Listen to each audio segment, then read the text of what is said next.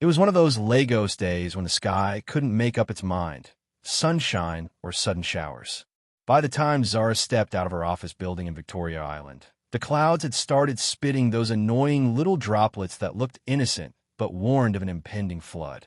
She'd been locked in meetings since morning, juggling deadlines and expectations, and all she wanted was to get home to Suralire before traffic transformed the roads into standstill nightmares. She pulled out her phone, launched her ride-hailing app, and sighed at the 22-minute wait time. The breeze was growing stronger, the clouds darker, and she didn't have the strength to stand outside while her hair soaked up the rain like cotton wool.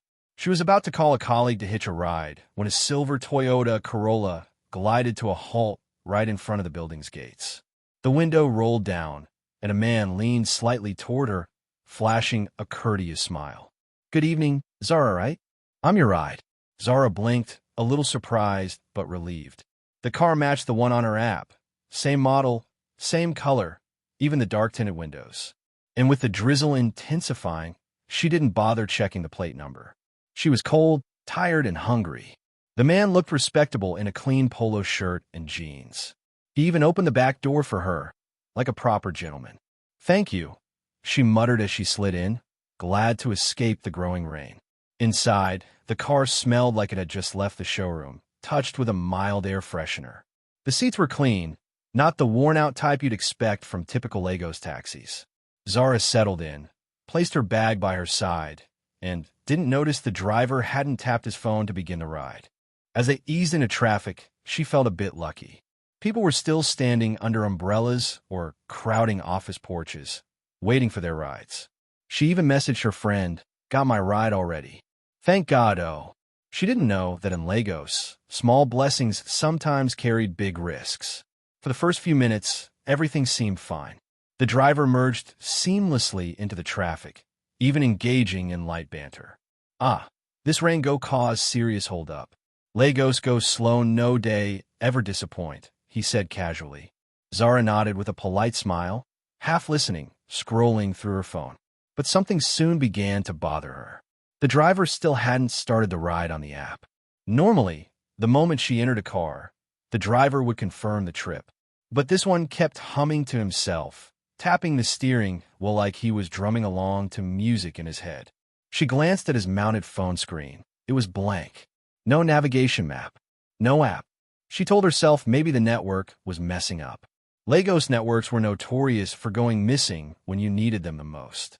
Still, her eyes stayed glued to his phone. Then came a turn. He reached a junction where she expected a left toward the main road, but he turned right, confidently. "Excuse me, aren't we supposed to go?" she began. "Oh, madam, don't worry. This way faster. Not shortcut. I sabi Lagos past Google," he said with a chuckle. His confidence disarmed her, but nothing about the street ahead felt familiar. It was narrower, darker, and the buildings looked unfamiliar. Rain blurred the windows, making it harder to see. Then she heard a soft click. The central lock. The driver had locked the doors. It wasn't unusual for safety, but the timing made her stomach twist. Zara tried to stay calm as she reopened the app to check her ride details. What she saw made her blood freeze. The real driver was still far away, stuck in traffic and nowhere near her office. Her pulse spiked. This man wasn't her driver. She tried to rationalize, maybe an honest mistake. But something deep inside told her this was no accident. The driver kept humming, talking about random things. But Zara's brain was racing. The unfamiliar road was getting more deserted. The shops looked different. The gutters half flooded. This wasn't a shortcut to Suralire. It wasn't even close. Then he slowed down. At first, she thought he was avoiding a puddle, but then she saw them. Two men standing under a zinc canopy beside the road. Even through the rain, she could tell they were watching the car. One of them signaled slightly with his hand. Zara's insides tightened. She didn't need a prophet to tell her this was wrong. She'd read enough stories about one chance in Lagos to know what this looked like. The driver began pulling closer to the shed. Zara knew that any panic would trap her. She needed to act fast. She dug into her bag, as if reaching for her phone. She pulled it out, tapped the screen, and began speaking loud enough for both the driver and the men outside to hear. "Yes, Daddy. I'm in the car already." "Oh, You're behind us with your patrol team? Okay. Yes, I can see the flashing lights. You said you added more officers? Great. I'll come join you now. She even let out a fake laugh. The driver stiffened, his hands tightening on the wheel. The men outside didn't move. They were listening. Yes, okay, Daddy. No need to follow me home. I'll meet you now. I'm getting down. She turned to the driver, now in full control of her tone. Please stop here. I want to join my father's car. The driver tried a nervous smile. Madam, no walla now. We day almost reach. Rain day fall. I said stop. Here. The rain filled the silence that followed. The car rolled to a stop. Zara grabbed the door handle. It was locked. Her throat clenched. Driver, open this door, she said, her voice calm but firm. He didn't move. Driver, open it now, or I will scream. You don't want to upset my dad. Still silence. Then she pretended again, phone to ear. Yes, Daddy. I'm in a silver Toyota Corolla. Plate number. She looked at the dashboard like she was reading it. Yes, you're close.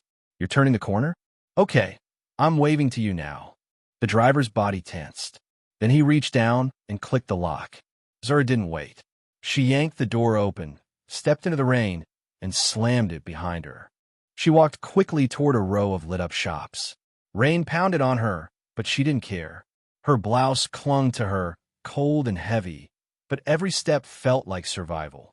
Only when she reached the shops did she look back. The driver was still parked there, watching her. The two men exchanged a look and slowly turned away. Moments later, the car drove off. Zara stood under the shop canopy, her hands shaking. Auntie, you day okay? The shopgirl asked. I'm fine, she managed to whisper. Her fingers trembled as she held her phone. She'd escaped. Barely. But she knew 1 minute more in that car, and things might have gone terribly wrong. When the rain eased into a drizzle, she flagged down a tricycle and gave the rider her address. As they bumped along the wet roads, she opened her app again.